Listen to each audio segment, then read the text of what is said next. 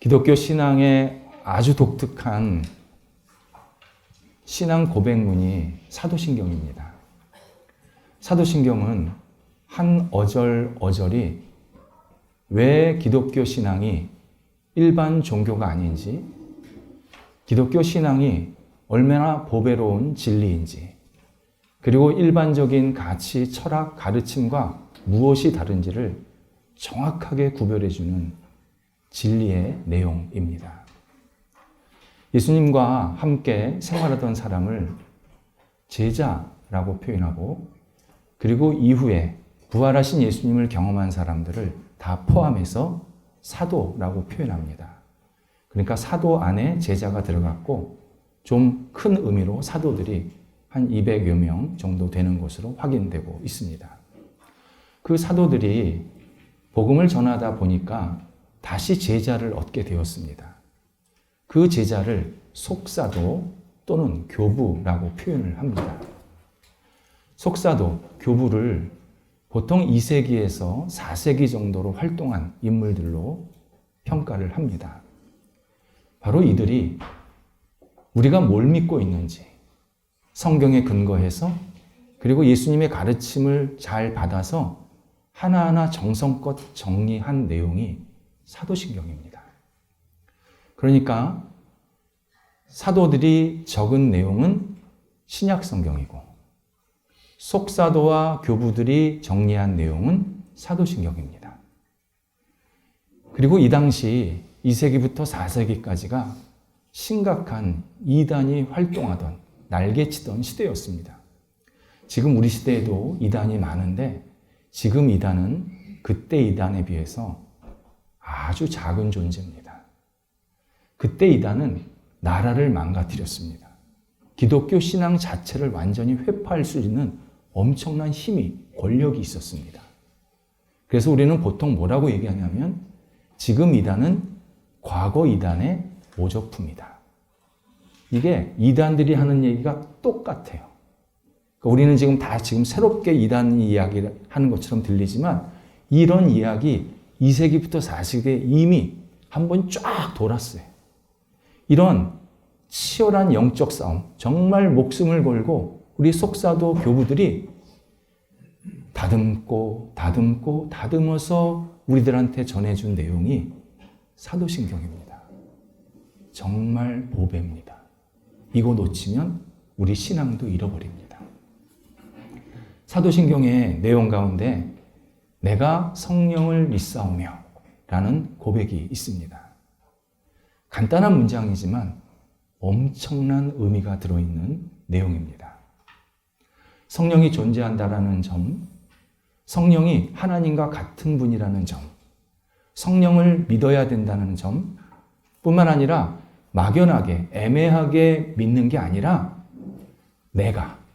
나라는 구체적인 주체가 성령을 믿어야 된다라는 사실을 분명하게 우리에게 알려주고 있습니다. 하지만 우리 시대에 많은 신앙인, 비신앙인 가릴 것 없이 성령을 가벼이 여기고 불신하고 외면하는 모습들을 보게 됩니다.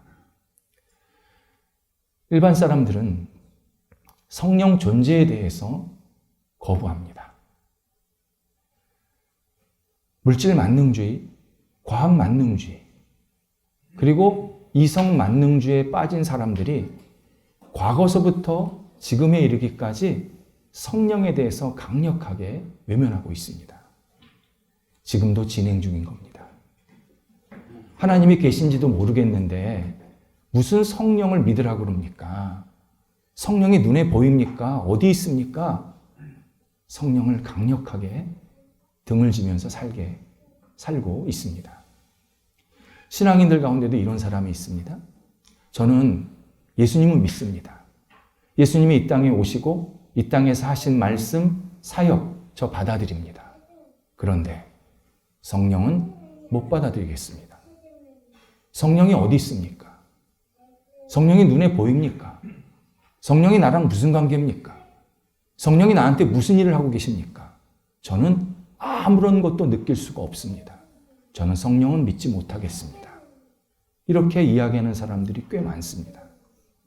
또 반대로 성령을 빌미로 매우 잘못된 신앙, 사람들을 호도하는 신앙으로 이끄는 그러한 또 잘못된 신앙인들이 있습니다.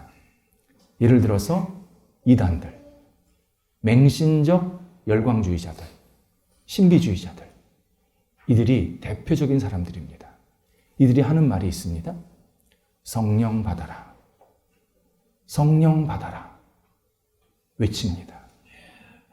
자기가 성령을 받으라 그러면 내가 받을 수 있다는 겁니다. 자기가 성령을 안 주면 나는 성령을 못 받습니다. 자기가 성령의 주인입니다. 자기가 성령을 좌지우지할 수 있는 능력자입니다. 그래서 지금도 많은 사람들이 성령 받으라, 성령 받으라 여기를 졸졸 쫓아다니면서 잘못된 신앙으로 선동을 당하고 있고 또 이 사람들은 그걸 빌미로 해서 계속 자기의 사익을 찾고 있는 모습들을 확인하게 됩니다. 이러한 현실들, 성령도 성경도 모르는 정말 비정상적인 매우 부적절한 신앙 형태들입니다. 오늘 예수님께서 성령에 대해서 말씀하십니다. 신약 성경에서 이렇게 예수님께서 직접 성령이 어떤 존재다, 어떤 분이다 자세하게 풀어주는 본문은 오늘부터 시작이 됩니다. 요한복음의 오늘부터 이제 뒤까지 쭉 가면은 성령이 어떤 분이고 우리에게 어떤 역할을 하시는지를 쭉 설명해 주고 계십니다. 우리 오늘 본문부터 성령을 붙잡으면 됩니다. 아, 이게 성령이시구나. 이렇게 우리에게 성령이 함께 하신다는 거구나. 우리가 받아들이고 그 성령을 믿고 의지하면 우리의 신앙이 절대 훼손되지 않고 올바르게 하나님이 기뻐하시는 모습대로 성숙되게 만드십니다. 예수님께서 계속해서 말씀하시는 내용이 뭐냐면 너희가 나를 믿고 의지하면 큰 일을 하게 될 것이다. 그리고 그 큰 일의 세 번째 일이 뭐냐? 성령을 믿고 의지하라.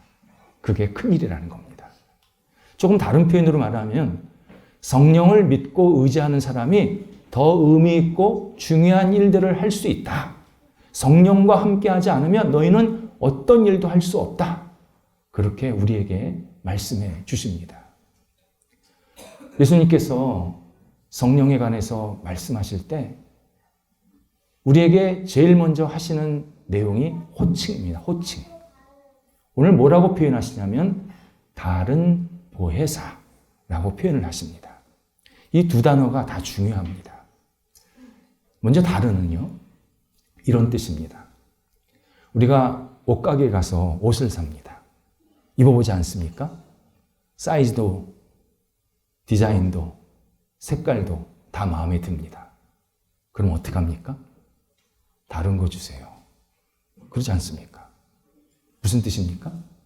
새 거, 입어보지 않은 거, 여기 있는 거 말고 좀 보관되어 있는 것을 달라는 거 아닙니까? 이거 사람들이 막 입어봤으니까. 그러니까 똑같은 옷인데 다른 새로운 것을 달라는 겁니다. 본문의 다른이 그런 뜻입니다. 이미 오신 보혜사와 똑같은 분입니다. 본질상 하나십니다. 그런데 전혀 다른 양상으로 임재하시고 나타나시는 겁니다. 역할이 다르신 겁니다. 그것을 예수님께서 다른 보혜사라고 표현하신 겁니다. 그러면 먼저 오신 보혜사는 누구냐? 예수님입니다. 예수님이 인간의 몸으로 눈에 보이게 오신 겁니다. 뱃속에서 태어나신 겁니다. 탄생하신 겁니다. 그렇게 오셨습니다. 근데 성령은 눈에 보이지 않게 오신다는 겁니다. 영으로 오신다는 겁니다. 우리가 확인이 안 되지만 분명히 우리한테 오신다는 겁니다. 그게 다른 보혜사입니다. 그렇다면 보혜사가 또 뭐냐? 우리가 또 확인해야 합니다. 보혜사, 인류에서 처음으로 나오는 단어입니다. 굉장히 어려운 단어입니다. 지금 우리한테는. 우리 신앙의 선조들이 성경이 외국어로 되어 있지 않았습니까? 그걸 우리 한글로 번역을 할 때 그때 당시에 문화가 한자 문화에 깊숙이 개입이 되어 있었습니다. 그러다 보니까 이 표현을 어떻게 번역을 하면 좋을까 고민을 굉장히 오래 했습니다. 그러다가 보혜사라는 말로 번역하자. 그래서 보혜사로 번역을 한 겁니다. 그래서 처음에 지금서부터 한 120년 전에 성경이 번역이 될 때는 보혜사가 마음에 확 와닿습니다. 무슨 뜻인지 다 알았습니다. 근데 우리는 지금 좀 어려워요. 보혜사? 보혜사? 어디 절 이름인가? 좀 헷갈려요. 그런데 영어로 하면 되게 쉬워요. 우리가 지금 영어에 많이 익숙해졌으니까. 헬퍼. 도와주는 분. 도와주는 분입니다. 이걸 보혜사라고 번역을 한 겁니다. 성령은 우리를 도와주시는 분입니다. 밤에 잠을 주무실 때 이불을 덮고 주무시게 됩니다. 물론 이불을 싫어하는 분도 계시더라고요. 귀찮다고. 근데 이렇게 날씨가 춥거나 좀 이렇게 기후가 자꾸 바뀌면 이불을 덮는 게 좋습니다. 그래서 노숙자들도요, 신문 덮고 자요. 이불을 덮으시는 게 좋습니다. 사람들은 좋은 침대 사는 게 좋다 그러는데 좋은 침대도 필요한데요. 좋은 이불도 필요합니다. 나한테 맞는 이불이 있습니다. 그거 덮으셔야 합니다. 이불을 덮으면 포근하게 나를 감싸 안아줍니다. 따뜻하게 해줍니다. 잠잘 때 굉장히 중요한 경험입니다. 성령이 보이지 않는 이불입니다. 우리를 따뜻하게 감싸 안아주십니다. 보호해 주십니다. 손을 잡아 주십니다. 격려해 주십니다. 지혜를 주십니다. 우리가 어떻게 할지 모를 때 결단하게 만드십니다. 이 모든 내용이 보혜사에 들어 있습니다. 도와주는 분이라는 뜻입니다. 그렇다면 성령께서 뭘 도와주시느냐, 구체적으로 뭘 도와주시느냐, 이것을 조금 다시 확인할 필요가 있습니다. 우리를 이 땅에 태어나게 하십니다. 지금껏 살게 하십니다. 예수님을 믿을 수 있도록 믿음을 주십니다. 예수님을 구원자로 고백할 수 있도록 예수님을 받아들이게 만드십니다. 그리고 예수님의 자녀로, 하나님의 자녀로 평생, 그리고 영원한 하나님 나라에 들어가기까지 우리를 인도해 주십니다. 성령의 도움 없이는 우리 이 땅 한 사람도 살 수 없습니다. 그래서 냉정하게 말하면 세상에는 성령의 도움을 인정하는 사람과 성령의 도움을 무시하는 사람 둘밖에 없는 겁니다. 그리고 성령의 도움을 무시하면 성령께서 그와 더 이상 함께 하시지 않습니다. 예수 그리스도를 믿고 의지하는 사람에게는 성령이 반드시 함께 하시면서 이 땅을 살게 하시고 예수를 믿게 하시고 예수님의 자녀로 신실하게 계속 살아갈 수 있도록 인도해 주십니다. 우리 성령을 떠나면, 성령을 무시하면 우리는 절대 우리의 삶을 건강하게 유지할 수가 없습니다. 그래서 오늘 본문에서 예수님께서 뭐라고 말씀하시냐면 영원히 너희와 함께 하리니. 영원히 너희와 함께 하리니. 누가? 성령이. 함께 하리니. 반드시 있어야 된다는 겁니다. 반드시의 말이 들어 있습니다. 있으면 좋겠다. 있을 것이다. 예측이 아닙니다. 선택이 아닙니다. 예수를 믿는 사람은, 예수님을 나의 구주로 고백하는 사람은 성령이 너희와 반드시 함께 한단다. 알려주십니다. 그리고 이 말씀에 또 하나 중요한 의미가 들어 있습니다. 인격성입니다. 성령이 인격적인 존재라고 우리에게 알려주십니다. 성령이 인격적인 존재가 아니라고 할 때 뭐라고 표현하실 수 있냐면 성령을 너희에게 가득 채우리니, 성령을 물건처럼 가득 쌓아 주리니, 이렇게 표현하셨을 것이 분명합니다. 그런데 너희와 함께 하시리니, 인격적으로 함께 하신다는 표현을 씁니다. 물론 성경에 성령 충만이라는 표현이 나옵니다. 이 충만이 물건처럼 우리에게 많이 들어온다, 그런 양의 문제가 아닙니다. 우리 영혼과 삶의 중심에 온전히 계시는 분을 충만히 계신다라고 표현하는 겁니다. 그러니까 성령은 양이 아닙니다. 하나가 아닙니다. 10개가 아닙니다. 성령은 인격적으로 내 영혼 중심에, 내 삶의 중심에 계시면 그 사람을 보고 아, 성령 충만한 사람, 이렇게 표현을 하는 겁니다. 그런데 적지 않은 신앙인이 성령을 신비로운 능력 취급을 합니다. 어떤 큰 권력을 가진 것처럼 내가 성령을 체험하면, 성령을 경험하면 내가 마치 대단한 지위가 있는 것처럼, 권력이 있는 것처럼 생각하는 사람들이 꽤 많습니다. 그래서 내가 성령을 체험하면, 성령을 경험하면 나는 신앙인 중에 최우등 신앙이냐. 저 사람은 성령 체험 못했어. 저 사람은 성령 못 받았어. 나는 성령 받았어. 나는 너와 다른 존재야. 이렇게 계급의식에 빠지면서 자만하고 교만하는 사람들이 꽤 많습니다.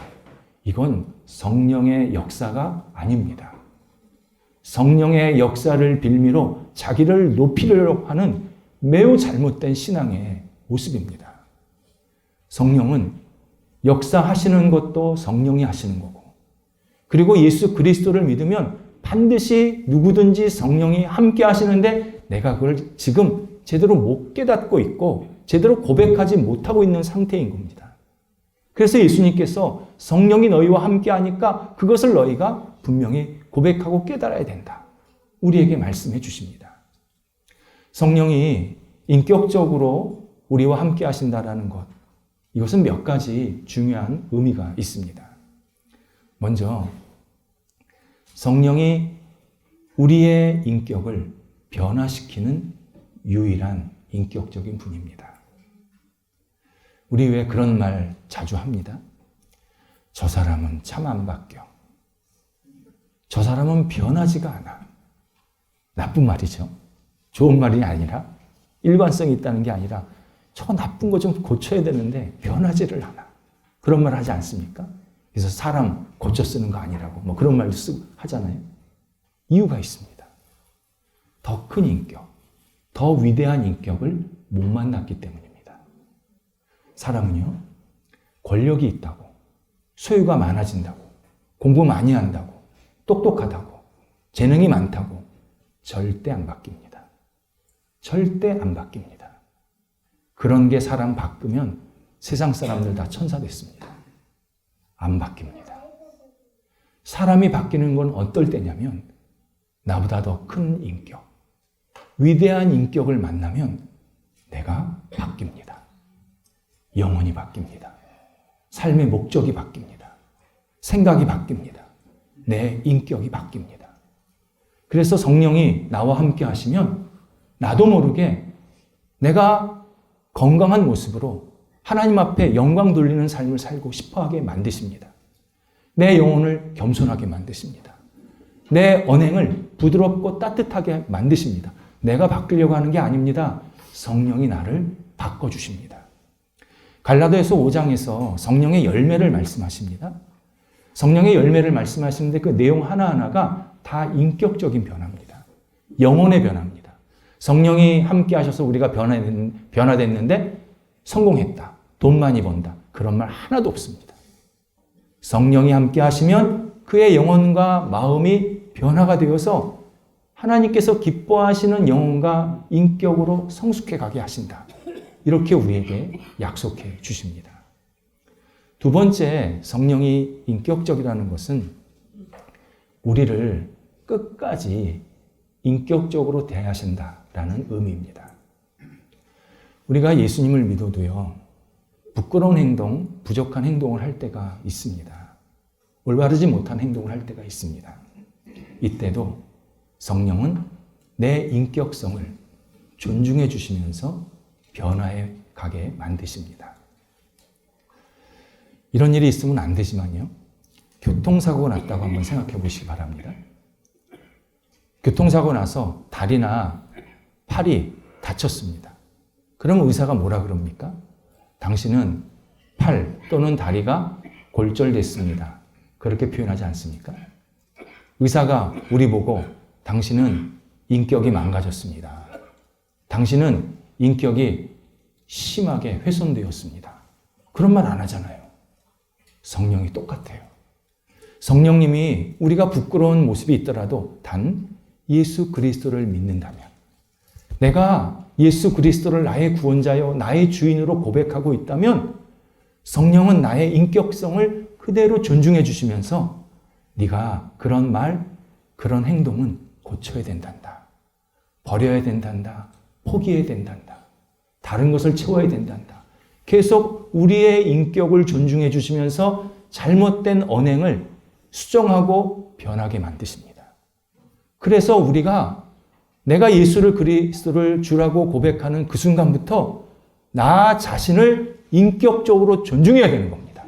성령도 나를 인격적으로 대해 주시기 때문입니다. 내가 잘못한 일이 있을지라도 내 생명 함부로 회파하면 안 됩니다. 내 목숨 함부로 포기하면 안 됩니다. 내 거 아닙니다. 성령이 나를 인격적으로 대하시는 성령의 사람으로 나를 지금 살게 하고 있는 겁니다. 나를 존중해 줘야 합니다. 잘못한 것은 고치면 됩니다. 성령이 계속 기회를 주십니다. 세 번째, 성령의 인격성이라는 것은 우리와 공감하시는 분입니다. 내가 아플 때 같이 아파하시는 분이 성령님입니다. 내가 울 때 같이 우시는 분이 성령님입니다. 내가 기쁠 때 함께 정말 기뻐하시는 분이 성령님입니다. 내가 하나님의 영광을 위해서 무슨 일을 할 때 내 옆에서 나에게 막 박수치면서 네가 잘하는 거야. 너 계속 그렇게 하나님 앞에서 아름답게 쓰임받으면 돼. 너는 훌륭해. 너는 하나님이 기뻐하시는 사람이야. 계속 우리를 독려해 주시고 힘을 주시고 위로하시는 분이 성령님이십니다.